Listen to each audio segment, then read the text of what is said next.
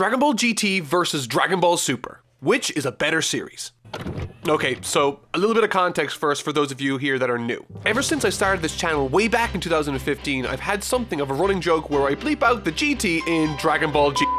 Sort of like that. I spent an ungodly amount of time going through Dragon Ball G recently, which is... Needless to say, many GT fans didn't like that and began sounding off in the comments time and again. Now, this was mostly a joke, but they were right to some extent. While it was a joke, it was also rooted in a real negative feeling I had for GT while it was on the air. I genuinely thought it ruined my favorite TV show. But keep in mind I was also 12 years old when I said this. I was a little dramatic. So much so I actually gave up around episode 14, never to look back at the series ever again. Or so I thought. Fast forward to January 2020, I had just finished up reviewing the films of Dragon Ball's past and present, and was just about ready to get back to normality. And that was when I noticed more comments. Much more than there ever had been in the past, cropping up on YouTube and Twitter asking me to finally review Dragon Ball GT. And that was when I had an idea. What if I reviewed Dragon Ball GT and Dragon Ball Super, ending on one big final review where I decided once and for all which one it was that I preferred. Fast forward another few months and many reviews later, it brings us to today's video. A video I've wanted to make for quite a while, one I've waited to deliver on, and one I am now ready to tackle and write. Today I will be analyzing which series I think works better as a Dragon Ball story, and what I believe to be the superior sequel. 1996's Dragon Ball GT or 2015's Dragon Ball Super? Let's find out.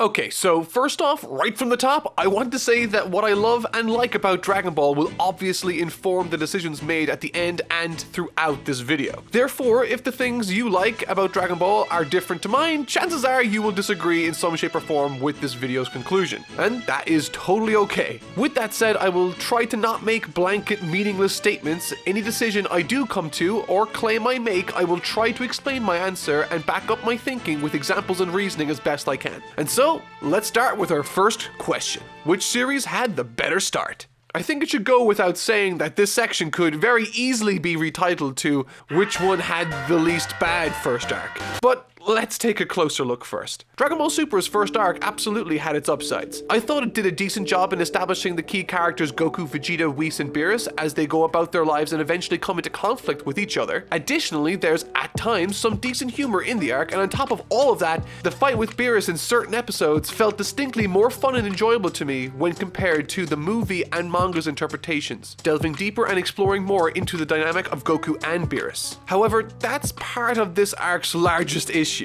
It is a remake of a pre-existing film. Dragon Ball Z Battle of Gods was released in 2012 and the Dragon Ball Super's Battle of Gods was created in 2015, which translated to the vast majority of people initially watching the show being very familiar with the story being told already, despite the minor changes to it here and there. Additionally, due to crippling time restraints, the animation staff at Toei were given so little time to actually create this arc that the animation produced in a lot of these first episodes was tragic to say the least. Despite these substantial issues, the final fight with Beerus was largely absent of all of these transgressions. On the flip side of that, the first two episodes of Dragon Ball GT did a fantastic job in setting up the plot quickly and establishing the key characters, personalities, circumstances, and motivations for the coming adventure. Pan specifically had some fantastic introductions to her story, probably the strongest of all the introductions between these two series so far. Additionally, the entire first arc and subsequent arcs of Dragon Ball GT are entirely unique. Upon airing, this story had never before been seen in neither movie nor manga, which in my opinion adds to the suspense and mystery of the narrative, assuming that's what they actually wanted to achieve with it. What's more is that since the show started right after the completion of Dragon Ball Z, the staff in charge of the animation and overall aesthetic largely remained consistent, which meant Dragon Ball GT remained visually good and compatible with Z throughout its first arc.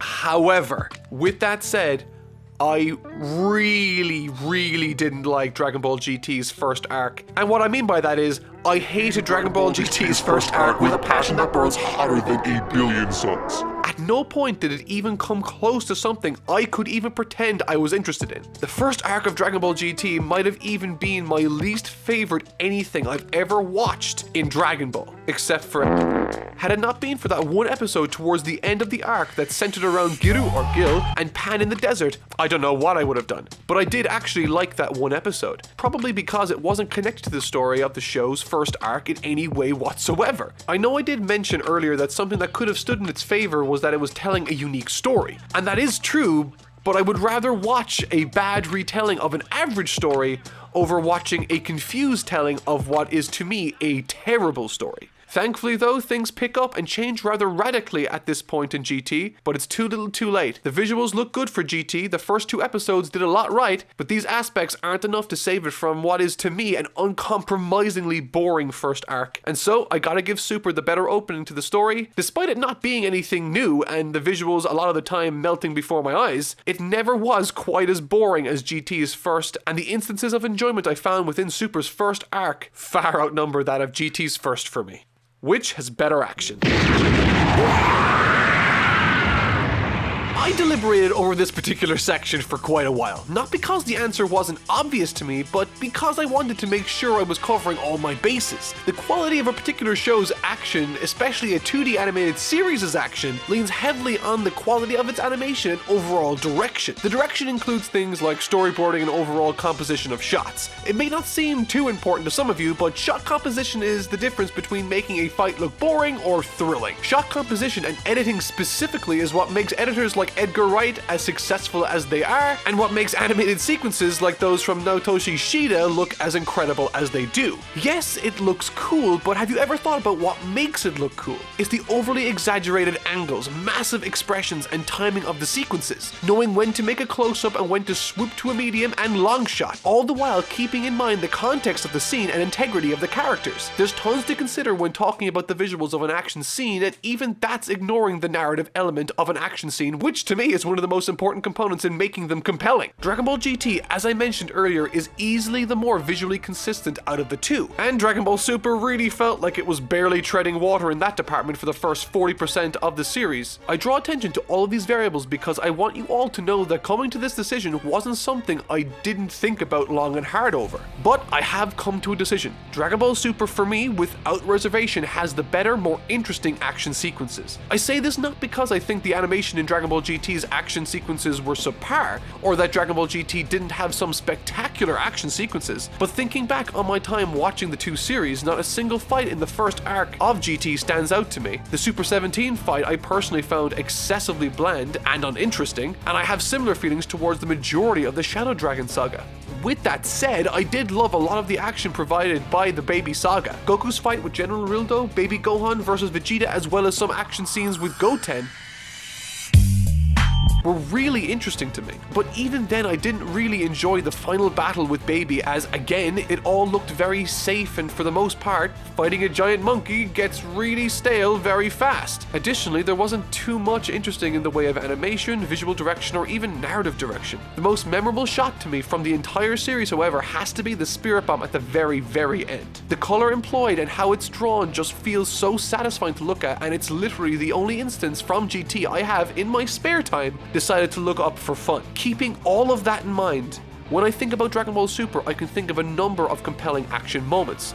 Goku's fight with Beerus in episodes 11 and 14, Goku and Vegeta's training with Whis, Goku versus Frost, Goku versus Hit, Vegeta versus Kaba, Vegeta, and Hit, Trunks versus Black, Vegito versus Fuse Zamasu, Frieza versus Toppo, Goku versus Jiren. I could easily go on. The sheer level of quality and variety in some of these is honestly spectacular to me. Dragon Ball Super, despite having a rough start when it came to the animation, as the series progressed, the highest heights the series would reach visually superseded any episode of Dragon Ball GT, and I would even argue Dragon Ball Z. Episode 130 of Dragon Ball Super has more impressive movement and animation than any other single episode in the entire franchise. On top of all of this, best fights within Super have left a lasting impression on me, unlike the best of Dragon Ball GT's. Naturally, however, that could largely be down to me being exposed to one product more than the other, and that's a very fair argument, but I can't really control for that. However, one thing that plays into the success of a particular fight scene, for many of us, is how effective a particular story's arc antagonists are. So, for the next section, let's discuss Dragon Ball GT's and Super's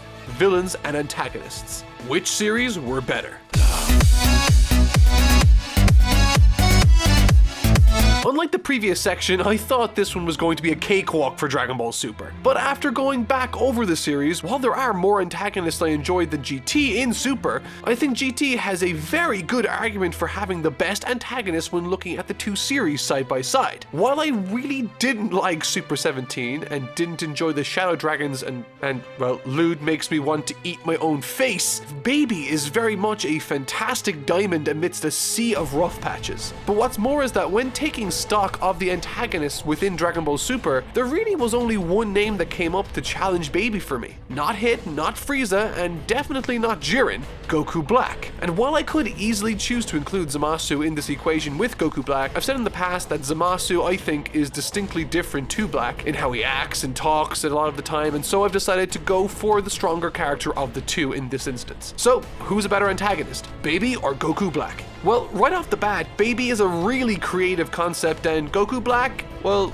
let's be honest, isn't. The idea of an evil Goku looks to be, at a cursory glance, overly simplistic and uninspired. Also, the appearance of him isn't foreshadowed or anything like that in a prior arc. He just sort of comes out of nowhere as something entirely new, which makes it feel very tagged on in post rather than something that was premeditated and planned for. I mean this in speaking about the concept, not in practice. I'll talk about that in a second. On the flip side, GT's Baby character legitimately feels unnerving to me, and while it does feel like a derivative of both Boo and Cell combined, the concept of a Tuffle engineered parasite that wishes to take revenge on the Saiyans that took over their world is not only creative but extremely well integrated and most importantly believable within the new continuity, making it once again feel like much more of a larger story rather than a segmented one. With that said, I think the dialogue scenes Black takes part in really steal the show for me. Say the line, Black! 素晴らしい.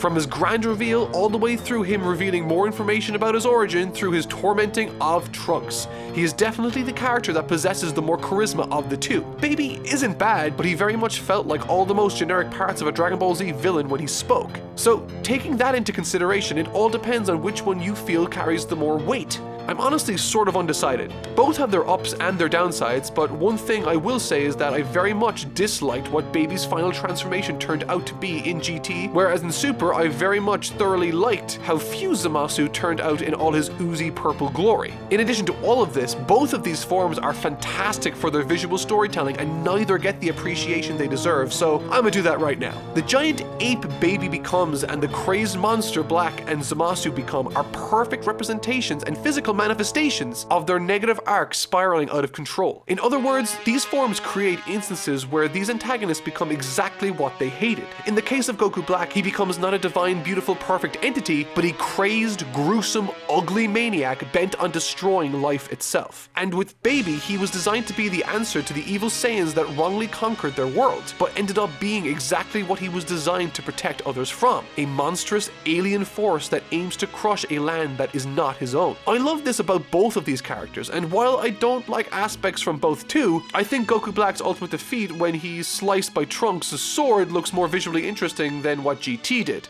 And while I know it makes no sense for Trunks to do that, there were plenty of instances in the finish to Baby's ultimate defeat that didn't make sense either and didn't look nearly as interesting. But then again, the Goku Black arc has the worst ending in the entire series. This is honestly the toughest decision I've made so far. Both are great in different aspects and awful in others, but in the interest of being fair, I think right now Baby as an antagonist offered a lot of opportunity to create unique encounters in the arc he led the charge for, and was most certainly used effectively for the majority of the arc. And while I think Goku Black offered a lot of that too, I think what Baby offered was much more unique and inspired in comparison. Whew. That was hard. Let's do something a little more easy now. Something a little lighter. Something I'm sure won't lead to a massive argument in the comment section. Let's talk about which show had the better music. I want the record to show that before I get into this, I love both the scores from Dragon Ball GT and Dragon Ball Super. While Super's music left a lot to be desired early on in the series for the exact same reasons the animation suffered early on, as the series began progressing further into the story, it very much found its footing in the latter half of the series, with tracks and various motifs surrounding the second OP as my personal favorite favorites, and the always impactful Super Saiyan Blue theme. But despite loving the tracks in the latter half of the Sumitomo Dragon Ball Super catalog, I cannot seem to get around my clear preference for what Dragon Ball GT offered in the way of music. The variety of it, as well as the gorgeous flutes and trumpets, offer a natural yet distinct continuation to the original Kikuchi Dragon Ball score. And that's not even talking about GT's theme song. And no, I'm talking about this. The various leitmotifs surrounding this particular piece of music, which the show chose to represent adventure and friendship, never gets old for me, culminating at the very end where it always brings a tear to my eye. It's got this wonderfully nostalgic quality to it and feels distinctly Dragon Ball. The easy winner of this section for me goes to Dragon Ball GT. And next up is characterization. Which series did more for its characters?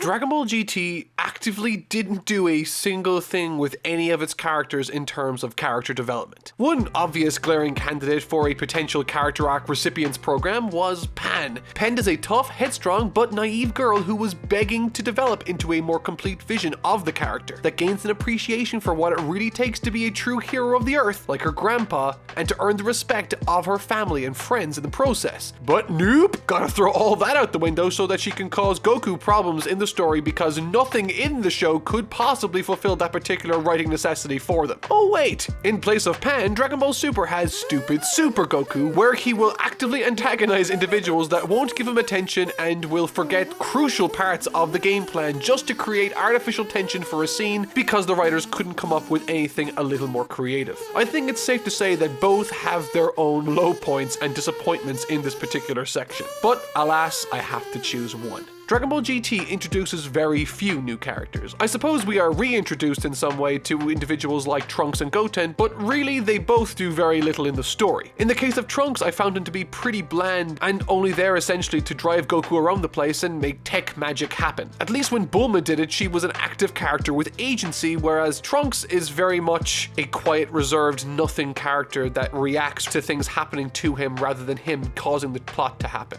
The only recurring new character really was Giru, or Gil, and while I really liked him later in the show, he is but a small flickering light amidst an ocean of darkness. Another character I enjoyed far more than I thought I would in GT was Goten. His lady killer persona is a strangely great fit for him, and I was interested to see more from him beyond the brief glimpses we ended up getting. But surprise, surprise, we got nothing more. Unfortunately, I have to give this section to Dragon Ball Super, because they at the very least tried to deliver moments that eventually led to something for their respective characters. GT didn't even really try. The instances where we got to see Vegeta training Kaba or the ridiculously fast minor development Gohan got to experience in the Tournament of Power led to some wonderful interactions in the endgame. On top of all of that, the conversations Frieza participated in from before his involvement in the tournament all the way through to his conclusion are not only highlights in the series of Super, but also the entire Dragon Ball franchise for me. So, surprisingly and somewhat disappointingly, with ease I assert that Dragon Ball Super did more for its characters than GT did. And so, on to the next section. Which works better as a story continuation?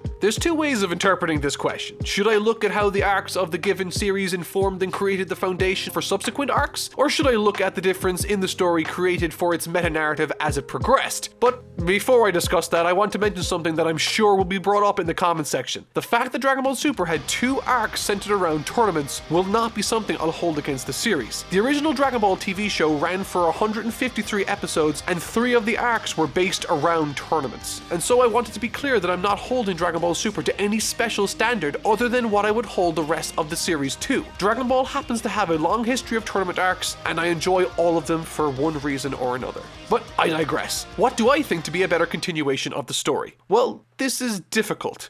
Simply because the story each series attempts to tell occupies a different area of the Dragon Ball timeline. GT takes place long after the events of Dragon Ball Z's end with Goku confronting Oob at the World Tournament, and Super takes up right after the events of the Buu Saga's finish, attempting to fill in the missing portion of the timeline between the Buu arc and End of Z. And right off the bat, I have massive issues with the approach both of these series have taken, and substantial pros in favor of each one also. Firstly, Dragon Ball Super I thought did a much better job at continuing the tone of Dragon Ball Z into its telling before eventually establishing its own voice gradually along the way, whereas the segmented, disjointed nature of its arcs really left a lot to be desired. Regarding this particular topic in Dragon Ball GT, the first arc informs the events of the second, and the third informs the events of the final. There were substantial efforts made during GT's development to tie the events of GT together to make it feel like a larger, more grand tale. This is the same philosophy implemented in the arcs of Z, like the Saiyan, Namek, and Android arcs. However, in saying that, Dragon Ball GT, despite having a direct continuation to Dragon Ball Z in 1996, is an entirely different type of show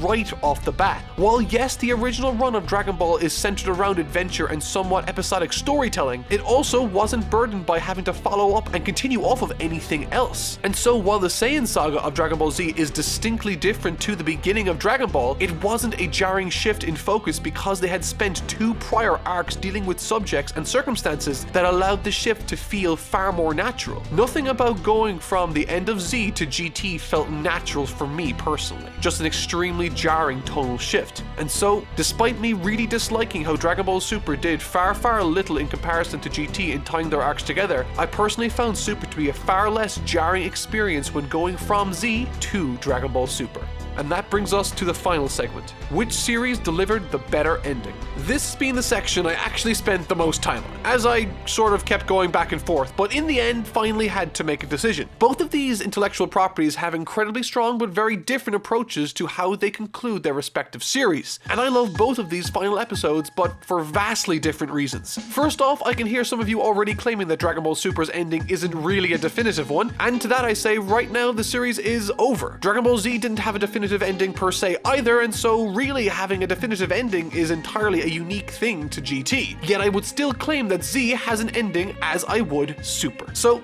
how do they differ? Well, GT provided a lot of closure, wrapping up the meaningful relationships Goku built up over his life, concluding in a tear-jerking send-off as he watches his descendants battle in a world tournament before walking off and being greeted by a montage of the best moments in the series. Dragon Ball Super, on the other hand, provided us with an incredibly action-packed, emotional conclusion to what the arc and series itself had built up to, while giving us a somewhat lesser emotional send-off before sprinkling on some nostalgia at the end and saying goodbye. Keeping both of these wonderful endings in mind, which worked better as an ending to their respective series for me? Dragon Ball Super's did. Now, hear me out. I absolutely adore what they did with Dragon Ball GT's ending. I've probably seen it hundreds of times in one form or another, but Super's finale works as well as it does because of Super's storytelling, whereas GT's finale works as well as it does because of Dragon Ball Z, and absolutely not because of Dragon Ball GT. So why do I think this? Well, Dragon Ball GT's final episode centers around emotional send-offs. Vegeta, Piccolo, and Krillin all receive emotional farewells to Goku. During these goodbyes, no one is thinking of anything meaningful GT contributed to their relationships with Goku, as those instances didn't really happen in GT. And that's not even a controversial thing for me to say, as none of these characters, despite being meaningful to Goku, played virtually any role in the entire series of Dragon Ball GT. And because no new meaningful relationships had been established between Goku and anyone else in GT, when it came time to allocate and structure character scenes for the ending, the options were obvious. Additionally, the final montage that ends the series is top to bottom original Dragon Ball with very little GT, almost as if they didn't want to lean into the fact that GT existed. To me, this looked as though they were trying to make themselves feel like the natural continuation to the series, yet as I established earlier, the shift in tone and what the series was trying to go for from the very beginning was incredibly distinct to Dragon Ball Z. In this particular section, Super takes it because it delivered an incredibly effective ending that couldn't have existed without Dragon Ball Super, whereas Dragon Ball GT's ending was specifically designed prior to the series' creation, as revealed by the Dragon Ball GT producers, meaning it relied not on its own merits to be effective, but the writing of another, better series in the original Dragon Ball. Over the last several months, I have taken the time to clearly illuminate my likes and dislikes with regards to these two series. Both have their substantial ups and downs, and both are incredibly different. The explanations I've given today could very easily be arguments for Dragon Ball GT for another individual. However, in my personal opinion, Dragon Ball Super feels to me like the stronger of the two shows for the many reasons I outlined today and over the last several months. I have many issues with both of these series, as I'm sure a lot of you out there do too, or perhaps you don't and love them both equally. Either way, whatever your position may be, should be the only thing that matters to you. And with that said, I hope you found this video to be entertaining and worth the wait. I seriously tried my best to be as upfront and clear about my thought process as I possibly could, and I hope I met your expectations. But that'll do it for this week. I hope you had fun, and thank you so much for watching along. See you next week.